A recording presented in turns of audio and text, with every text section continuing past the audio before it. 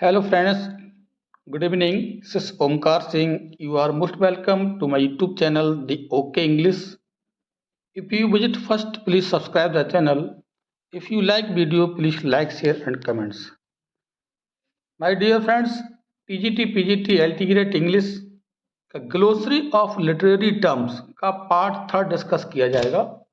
इससे पहले हमने ग्लोसरी से संबंधित 2 पार्ट ऑलरेडी अपलोड कर दिए, पार्ट 1 और 2। यदि आपने उन्हें वॉच नहीं किया है तो प्लीज़ उन्हें पहले वॉच कर लीजिए, जिससे समझने में आसानी होगी। मेहनत करते रहिए गाइस, आपको सिलेक्शन लेना है, हिम्मत बनाए रखिए। हिम्मत से दुनिया और विश्वास से दुनिया की बड़ी से बड़ी चीज़ आप प्राप्त कर सकते हैं। तो अपने आप में विश्वास रखिए, ईश्वर में विश्वास रखिए, भरोसा रखिए और आप मेहनत करिए, सिलेक्ट होंगे। आज का शुरू करते हैं महत्वपूर्ण चैप्टर।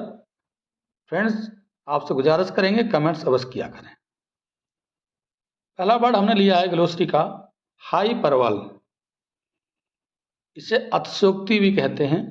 इसका मतलब क्या होता है? एन एग्जैजरेशन फॉर एम्फसाइज और ह्यूमरस इफेक्ट, मतलब जोर देने या हास्य प्रभाव के लिए अतिशयोक्ति। थोड़ी बढ़ा चढ़ा करके किसी बात को हम प्रेरित करते हैं, या हंसी के लिए भी हो सकता है।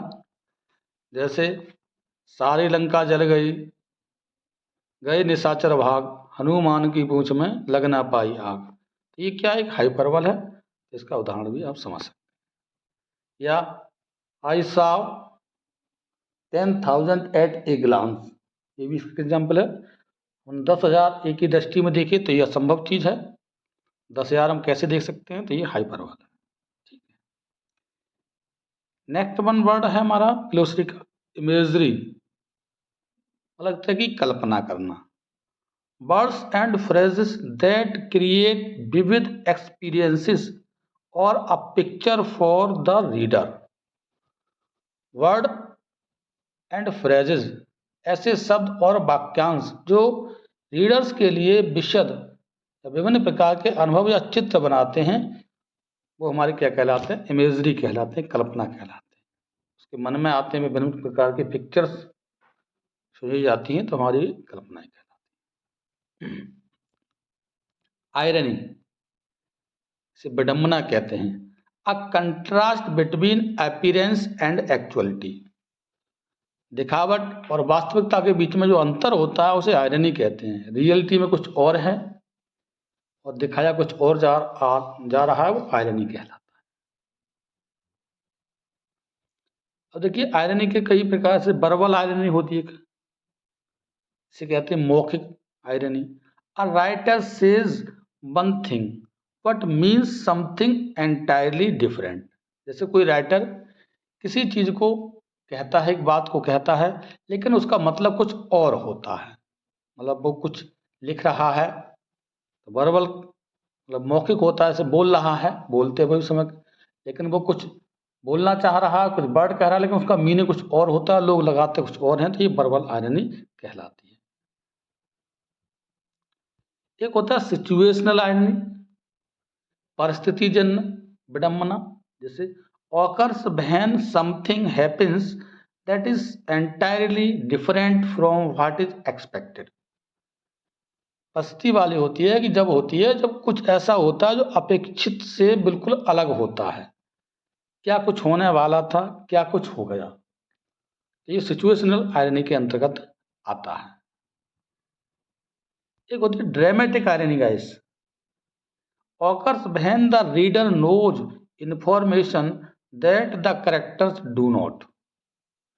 ड्रामेटिक आयरनी उस समय, जो नाटकीय विडंबना कहते हैं, उस समय होती है जब रीडर्स जो होते हैं ऐसी जानकारी जानता है जो पात्रों को नहीं पता है।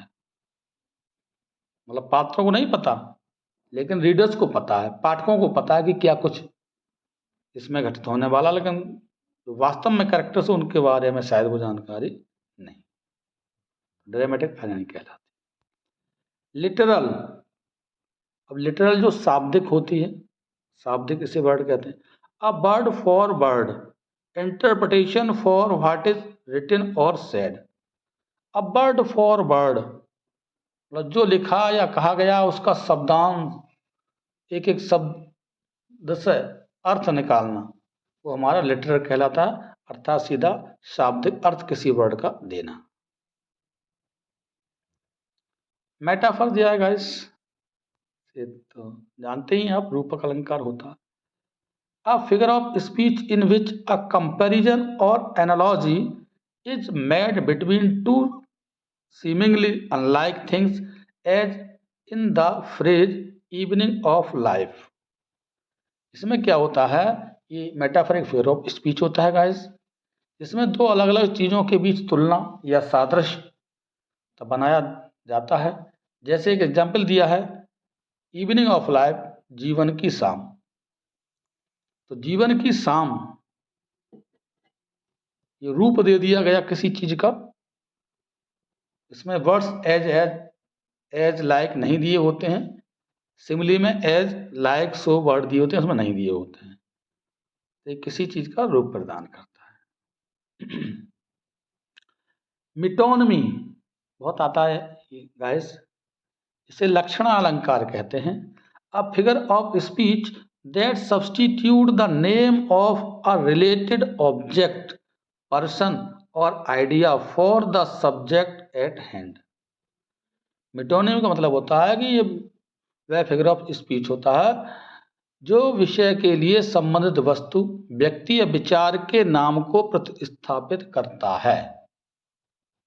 मतलब इसको समझ लिए क्या होता है, दैट सब्स्टिट्यूट, उसका एक प्रस्तुत करना, the name of A related object, उसी से संबंधित कोई ऑब्जेक्ट चीज, पर्सन हो सकता है, व्यक्ति, आइडिया हो सकता है, for the subject at hand, जो कि एक उसी समय तत्काल में जो होता है, मिटोनमी कहलाता है।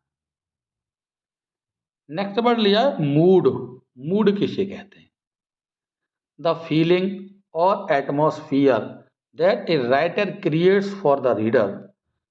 कनोटेटिव words, sensory image and figurative language contribute to the mood of a selection, as do the sound and rhythm of the language। Mood समझते हैं वह भावना, माहौल जो एक लेखक किसी रीडर के लिए बनाता है। अर्थपूर्ण शब्द, संवेदी चित्र, अलंकारिक भाषा किसी चयन के मूड में योगदान करते हैं, जैसा कि भाषा की ध्वनि और तय लय करते हैं। मतलब एक तरह की मूड बनाना किसी चीज का, आप समझते हैं कि साहब उसी स्थिति जैसा वो चाह रहा, तो ऐसी चीजें प्रस्तुत कर देना मूड कहलाता है। मोटिव किसे कहते हैं, मतलब मूल भाव से हिंदी मीनिंग कहें तो a unifying element in an artistic work. क्या होता है motive, a unifying element in an artistic work, especially any recurrent image, symbol, theme, character, type, subject और narrative detail। मोटिव का समझना है किसी कलात्मक कार्य में एक एकीकृत तत्व हो सकता है, विशेष रूप से कोई आवर्ती छवि हो सकती है, प्रतीक, विषय हो सकता है, चरित्र प्रकार हो सकता है, विषय या कथात्मक विवरण, ये सभी चीजें मोटिव में आती हैं। अब है नैरेटर, से कथावाचक कहते हैं किसी चीज की, मतलब नरेट करना।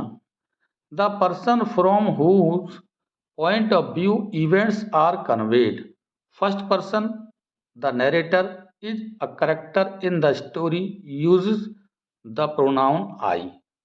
जैसे इसमें नरेटर, जैसे कोई आदमी कुछ कह रहा है, कहानी सुना रहा है, तो वह व्यक्ति जिसके दृष्टिकोण से घटनाओं को व्यक्त किया जाता है वह फर्स्ट पर्सन कहलाता है। और जो कथावाचक के रूप में कहानी में एक पात्र होता है और वो अपने आप के लिए आई से प्रोनाउंस करता है, इसका उपयोग करता है। अब किस किस प्रकार के हमारे नरेटर हो सकते हैं, देखिए दिया है। The first person narrator does not have to be the main character in the story. लिखा है कि जो फर्स्ट पर्सन जो हमारा नरेटर होता है, व्यक्ति होता है, वह कहानी में मुख्य पात्र होने की आवश्यकता नहीं है कि वही कहानी का मुख्य पात्र हो, जरूरी नहीं है। जो नरेट किया जाता है, जो बोलने वाला है, जरूरी नहीं कि वही मुख्य पात्र हो, वो केवल कहानी रच रहा है। नेक्स्ट वर्ड है the third person is indicated by the pronouns he. Third person he से सी एंड दे, चाहे ही बना सकता है, सी बना सकता है, दे बना सकता है। The third person narrator is not a participant in the action and thus maintains a certain distance from the characters. अब वही सेम कंडीशन दी है, ये थर्ड पर्सन जो हमारा प्रोनाउन होता है, जैसे उसमें ही या सी या दे हम उसको इंडिकेट कर देते हैं। जरूरी नहीं है कि जो थर्ड पर्सन नरेटर है, कथावाचक है, वह कार्रवाई में जो वास्तव में भागीदार नहीं होता और इस प्रकार के पात्रों से एक निश्चित दूरी बनाए रखता है। ये पॉइंट में दिया है, in a third person omniscient point of view the narrator is all knowing about the thoughts and feelings of the characters. Point 1 में दिया है गाइस कि ये थर्ड पर्सन होता है, सर्वज्ञ दृष्टिकोण में कथावाचक पात्रों के विचारों और भावनाओं के बारे में सब कुछ जानता है, ऐसा लगता है। बी पॉइंट में दिया the third person limited point of view deals with a writer presenting events as experienced by only one character. This type of narrator does not have full knowledge of situations, past or future events.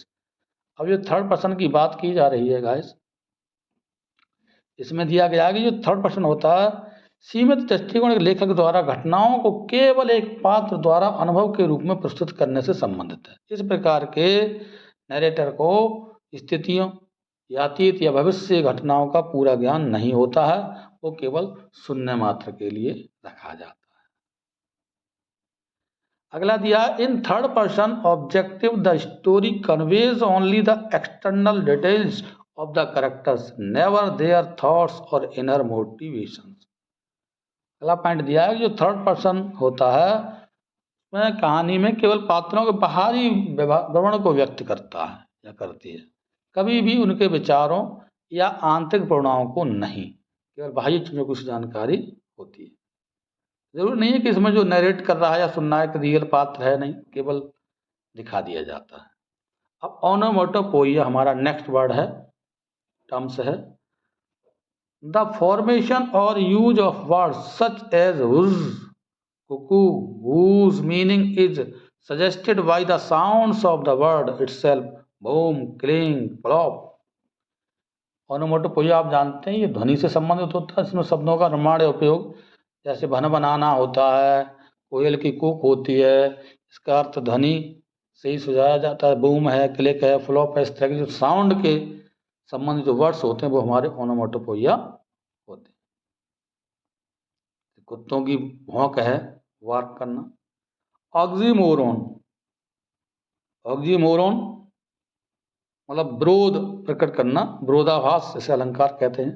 A figures of speech in which two contradictory words और phrases are combined in a single expression giving the effect of a condensed paradox, wise fool, cruel kindness.